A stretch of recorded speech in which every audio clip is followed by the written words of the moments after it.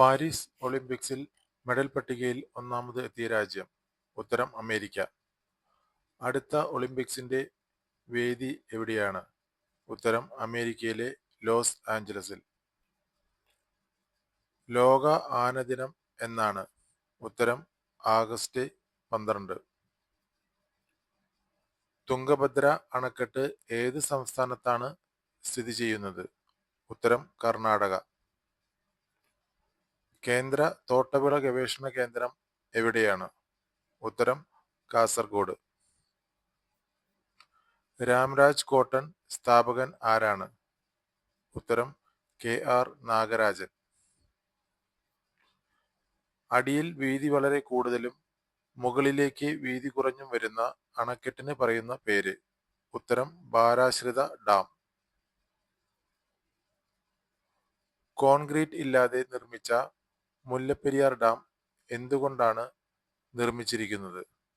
ഉത്തരം ചെളിയും ചുണ്ണാമ്പുകല്ലും ചേർന്ന് സുർക്കി മിശ്രിതം. സുർക്കി മിശ്രിതം കൊണ്ട് നിർമ്മിച്ച രാജ്യത്തെ വലിയ അണക്കെട്ട് ഏതെല്ലാം? ഉത്തരം തുംഗഭദ്ര മുല്ലപ്പെരിയാർ. കൃഷ്ണഹൂതി സിംഗ് ഏത് മുൻ ഇന്ത്യൻ പ്രധാനമന്ത്രിയുടെ സഹോദരിയാണ്? ഉത്തരം ജവഹർലാൽ നെഹ്റു. പാരീസ് ഒളിമ്പിക്സിലെ അവസാന മത്സര ഇനം ഏതായിരുന്നു? ഉത്തരം വനിതകളുടെ ബാസ്കറ്റ്ബോൾ.